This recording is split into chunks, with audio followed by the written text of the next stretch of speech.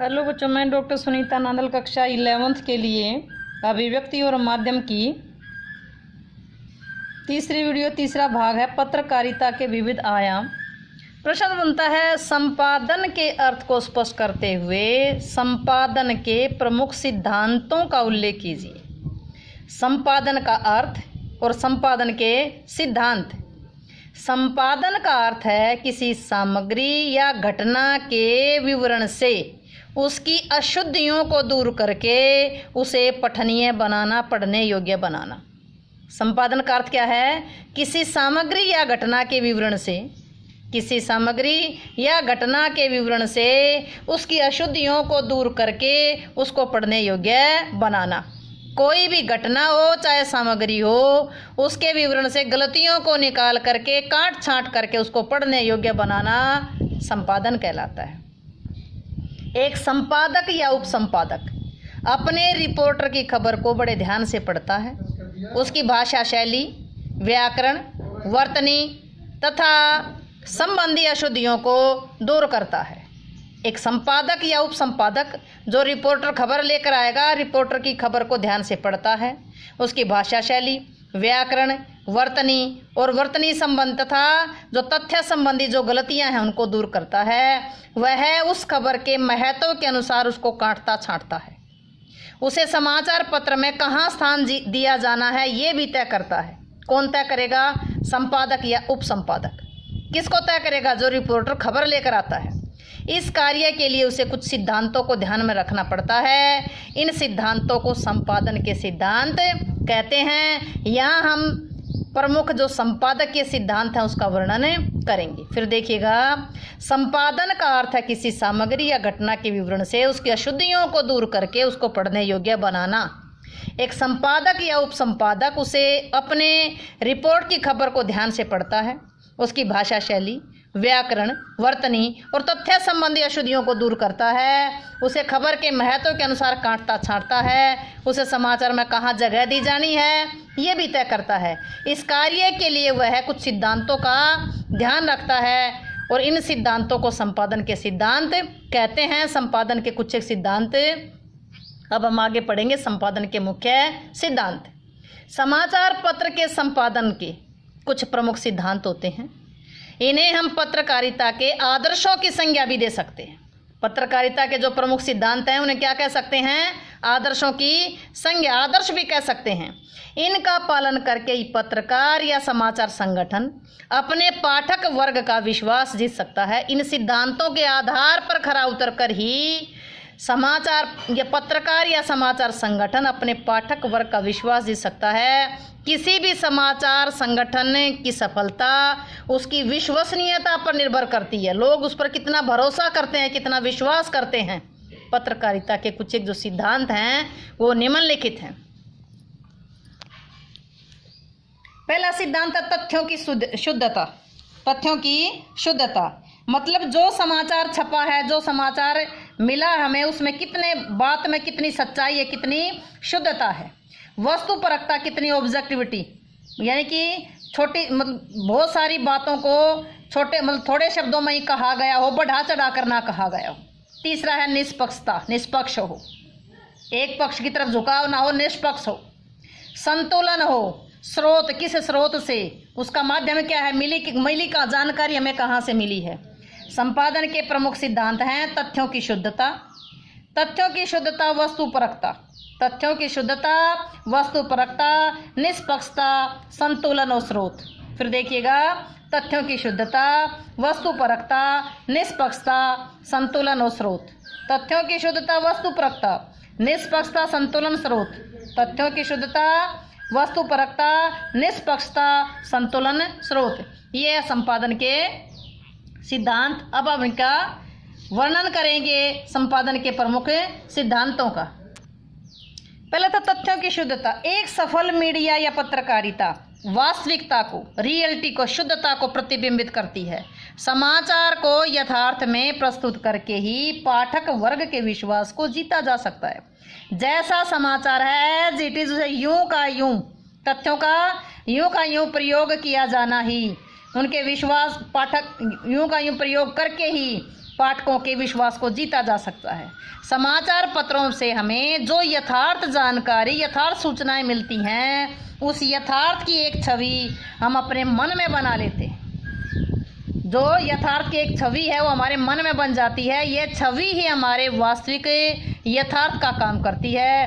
किसी भी समाचार को लिखते समय पूरी घटना को नहीं लिया जाता, उसके महत्वपूर्ण यथार्थ तत्वों को जो पूरी घटना का प्रतिनिधित्व करते हैं, केवल उन्हीं को लिया जाता है। पूरा समाचार, पूरी घटना नहीं ली जाती।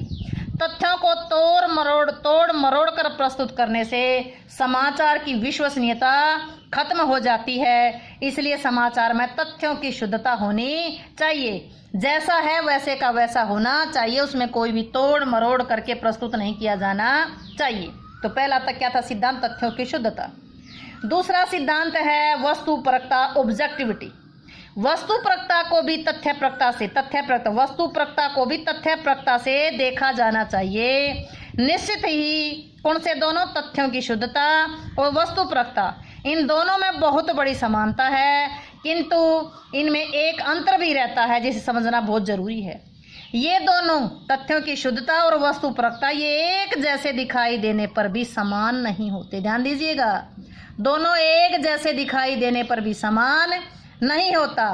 तथ्यपरकता का संबंध तथ्यों से होता है, जबकि वस्तुपरकता का संबंध इस बात से है कि तथ्यों का संबंध किससे है?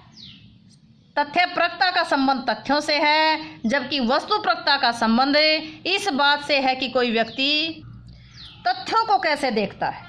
तथ्यपरकता में क्या है कि तथ्यों से संबंधित है, जबकि वस्तुपरकता में का संबंध इस बात से है कि कोई व्यक्ति तथ्यों को कैसे देखता है।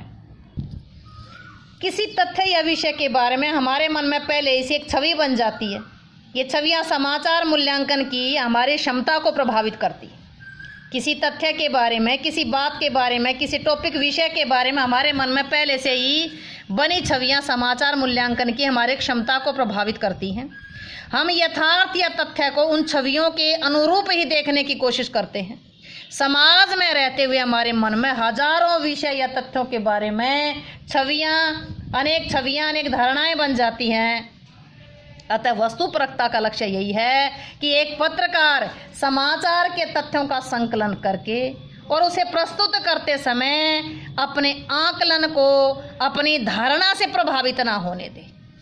एक अच्छा पत्रकार समाचार पत्र के जो तथ्य उसने संकलित किए हैं, इकट्ठे किए हैं, उनको प्रस्तुत करते समय अपने आकलन को अपनी धारणाओं से प्रभावित ना होने दे। एक सच्चे पत्रकार के लिए वस्तुपरकता का ध्यान रखना आवश्यक है। पहला था तथ्यों की शुद्धता, दूसरा था वस्तुपरकता, तीसरा है निष्पक्षता। पत्रकारिता का प्रमुख लक्ष्य है, तीसरा सिद्धांत है निष्पक्षता। वह निष्पक्षता सच्चाई को सामने लाई। इसी सिद्धांत से किसी समाचार संगठन या पाठकों या श्रोताओं के बीच में एक साख बनती है, कि इज्जत बनती है। इसी कारण पत्रकारिता को लोकतंत्र का चौथा स्तंभ कहा जाता है। पत्रकारिता सही और गलत, न्याय और अन्याय जैसे मामलों में तटस्थ नहीं हो सकती, उसको बीच में घुसना पड़ता है। बिल्कुल वह निष्पक्ष होती हुई भी, अपितु वो निष्पक्ष होती भी न्याय और सही के साथ होती है। पत्रकारिता न्याय और सही के साथ होती है। अतः स्पष्ट है कि समाचारों के संबंध में जिस निष्पक्षता की बात करते हैं उसमें न्याय संगत तत्व अधिक होता है। मान लो कि दो व्यक्तियों की लड़ाई की घटना का समाचार दोनों व्यक्तियों की बात सुन करके निष्पक्षता पूर्वक देना चाहिए।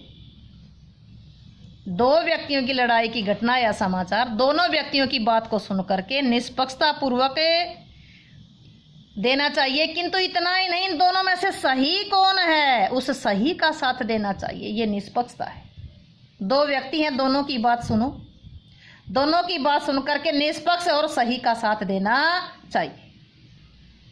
पहला क्या था? तथ्यों की शुद्धता, दूसरा वस्तुपरकता, तीसरा निष्पक्षता, चौथा है संतुलन। संतुलन निष्पक्षता का अगला कदम है। मीडिया पर यह आरोप लगाया जाता है कि समाचार की कवरेज संतुलित नहीं है। किसी घटना के अनेक पक्ष हों तो वहाँ संतुलन की आवश्यकता होती है। इसके अतिरिक्त कई पक्षों का टकराव हो, संतुलन का उद्देश्य है कि सभी संबद्ध पक्षों की बात को समाचार में यथासंभव स्थान दे, ये नहीं कि एक पक्ष की बात को छाप दे। व्यक्तिगत आरोप की स्थिति में संतुलन की आवश्यकता अधिक होती है। वह आरोप लगाने वाले व्यक्ति की बात के साथ आरोपित व्यक्ति जिस पर आरोप लगाया जा रहा है उसकी भी बात आनी चाहिए। आरोप लगाने वाले व्यक्ति की बात के साथ जिस पर आरोप लगाया जा रहा है उसकी बात भी आनी चाहिए। कुछ सार्वजनिक विषयों पर व्यक्त किए जाने वाले विचारों और दृष्टिकोणों पर संतुलन के सिद्धांत तकनीकी ढंग से लागू नहीं किए जाने चाहिए। पहला था तथ्यों की शुद्धता, दूसरा था वस्तुपरकता, तीसरा था निष्पक्षता, चौथा है संतुलन, पांचवा है स्रोत। स्रोत का मतलब है साधन। समाचार में लिखी गई सूचना का कोई स्रोत अवश्य होता है, कोई ना कोई जरिया अवश्य होता है कि समाचार मिला कहाँ से है। विभिन्न समाचार संगठनों के अलग अलग स्रोत होते हैं। समाचार संगठनों के लिए समाचार एजेंसियां काम करती हैं तथा कुछ के अपने संवाददाताओं या रिपोर्टरों का तंत्र समाचारों का स्रोत होता है। समाचारों की विश्वसनीयता हेतु इसमें शामिल की गई सूचना या जानकारी का स्रोत होना चाहिए, जिसमें सूचना देने का अधिकार व समर्थता होनी चाहिए। जब सूचना सामान्य की अपेक्षा विशेष हो जाए, खास हो जाए, ध्यान दीजिएगा, जब सूचना सामान्य की अपेक्षा विशेष हो जाए तो स्रोत का नाम देना जरूरी हो जाता है कि फलां जरिए से हमें समाचार मिला, क्योंकि स्रोत के बिना जो जानकारी है वो समाचार जो है वो विश्वसनीय नहीं होगा। आमतौर पर पत्रकार स्वयं किसी सूचना का आरंभिक स्रोत नहीं होता, क्योंकि जब घटना घट जाती है तो उसके बाद पत्रकार वहां पहुंचता है। कैसे हुआ उसे जानने के लिए उसे दूसरों पर निर्भर रहना पड़ता है। यदि किसी घटना के समय पत्रकार वहां उपस्थित हो तो उसका स्रोत वह स्वयं है, लेकिन ऐसा बहुत कम होता है। रेयर केस में ऐसा होता है। उसे घटना के घटित होने की पुष्टि अवश्य करनी चाहिए कि कैसा हुआ, कब हुआ, क्यों हुआ, कहाँ हुआ, इन सब की जानकारी उसे किसी स्रोत के माध्यम से ही प्राप्त होती है। तो ये था तथ्यों की शुद्धता, वस्तुपरकता, निष्पक्षता, संतुलन और स्रोत, ये थे सिद्धांत। उम्मीद है कि आपको ये क्वेश्चन अच्छे से समझ आया होगा। वीडियो अच्छी लगे तो लाइक करें, शेयर करें, चैनल को सब्सक्राइब करना ना भूलें।